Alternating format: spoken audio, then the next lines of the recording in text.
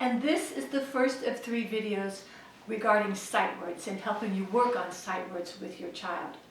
Sight words and high frequency words are just a little bit different. A sight word is a word that you cannot sound out. Words like the and is and of, you can't sound those out, you just have to know them by sight.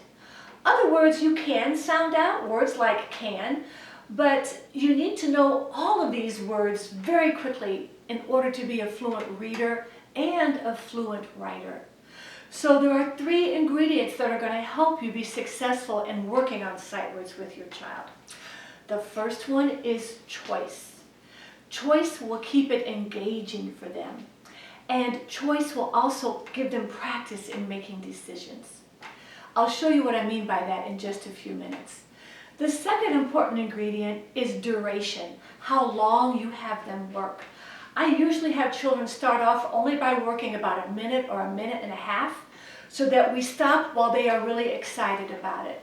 If I keep on working until they are sick of it and they're rolling around on the floor, they're not going to want to come back and work the next day. So I stop while the engagement is high. The third important thing you need to know, the third ingredient that I'm going to talk about, is the language that you can use while you're working with your child that will help to support their learning and sustain their learning. So let's get started. I talk about these things as tools. So the first tool I'm going to offer them when they're working is crayons, because most of them are familiar with crayons. I'm only going to offer them 2 crayons. Do you want to work with the orange or the purple? They're getting to make a decision. If I had to put the whole box of crayons out, this decision would take forever. It doesn't take long to choose between these 2 items, these 2 tools. So let's pretend they've chosen the color orange. I'm going to give them 1 word to practice. And maybe it's a word they already know, and that's okay, because they can feel successful with it. Now, I'm going to teach them what this looks like and sounds like. So I'm going to pretend there's a preschooler or a kindergarten child sitting next to me, or a group of them with me, and I'm going to say, watch and listen to how I practice the word the. T-H-E, the. What did you notice? What did you see me do? Yes, I did do each letter one at a time. What did I do when I was finished with the letter? Here, watch again. T-H-E, the. I finished the word. I have all the letters. What did I do? Yes, I said the word, and I did underline it. You remembered both of those things. Here, you practice. Maybe they've chosen the orange one. After a couple, I'll say, do you want to try the purple one? Choice, choice, choice. The next day, I'm going to offer them 4 crayons. Which ones do they want to use? One at a time. And then, to make it a little bit more exciting for them, after 2 or 3 days, I'm going to show them how to make a rainbow word. And a rainbow word just means you put the colors on top of each other, like this. T-H-E, that's the blue one, back in the cup. Here comes the orange one. T-H-E, the, back in the cup. T-H-E, the, where does it go? Why do we do that? Yeah, we don't want it to fall on the floor. T-H-E, the. So they end up with a word like this. And that is engaging for them too.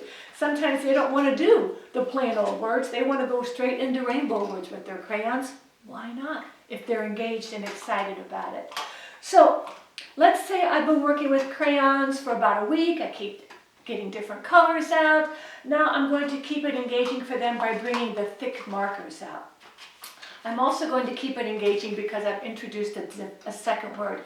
Now they have a choice about the word they're going to practice, and they have a choice about which of the 2 markers. Again, I'm only starting with 2, then I can keep adding more to the cup.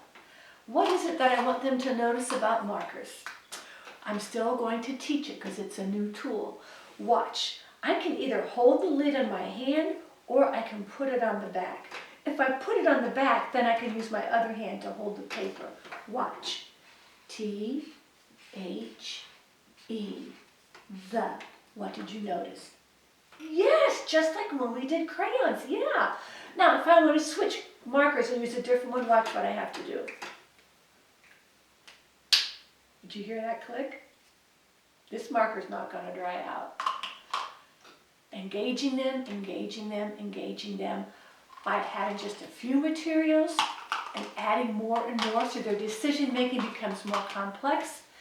Adding more words because they know this word already. Now I'm going to make it even more complicated. Here's a new material, skinny markers. Yes, it's still markers, but they're thin ones now. I've got 2 new words. I'm going to let them have the choice of 4 words that they're going to choose now. And it's the same thing. I'm going to teach it. Ask them what did they notice about it. I'm also going to start asking them things like, what do you remember about using the markers? What's the important thing about the lid when you are finished? I can keep reminding them, or I can trust their memory that they know what the important thing is about the markers, that they know why it's important to get that lid on tight. So this is a couple weeks worth of work. Now I'm ready to introduce colored pencils. And I'm ready to put 5 words on a card. A couple of the words they know and 2 words that they don't know, and they get to choose. Also, the time that they're working, if it's been a couple of weeks, that's really increased also because their stamina has increased. So maybe they're working 5 or 6 minutes at a time now. That's really growth. That's really progress. So all these materials, kids are pretty well familiar with. Most kids are familiar with. The next material I'm going to show you, the next tool I'm going to show you is one that is in your house probably, but you've never thought about it as a learning tool, and that is toothpicks. I've only put as many toothpicks in here as they need to write these words plus 1 or 2 extra. If I would have put 50 toothpicks here, 49 of them would have ended up on the floor. So if I just have a couple here, if 1 or 2 end up on the floor, that's no big deal. Again, I'm going to teach them how to use this material. So this is a new material for practicing writing words. Watch how I do this. I have to pick the word. I'm just going to do that because it's an easy one. Straight down, straight across, T, straight down, straight across, H, straight down, the top, the middle, the bottom, T, H, E, the. Now, the tricky thing about this is that it's all uppercase letters, and most, 99% of their reading and writing is going to be lowercase letters, but that's okay. This is engaging. They're learning how to spell this word. It becomes part of their sight vocabulary and their writing vocabulary. And it's fun. It's engaging. So, what have you learned in this video?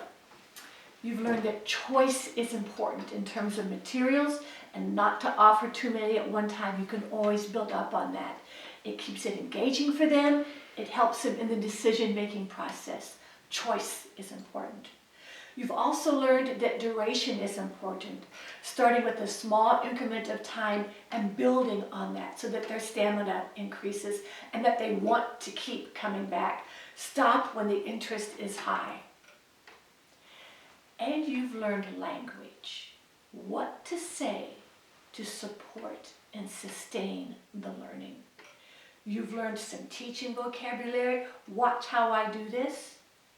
You've learned to notice what they're doing that's appropriate. I see you've got your pointing fingers down by the edge of the crayon, down by the edge of the marker so that you can have control. I've noticed that you kept all the toothpicks on the mat. And you can ask them remembering questions rather than you always saying what to do. What do you remember about using the markers?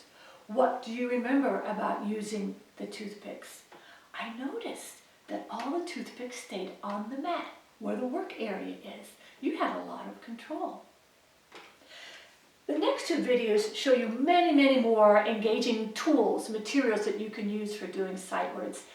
This is going to be so much fun for you and your child, and they are going to learn. Get started.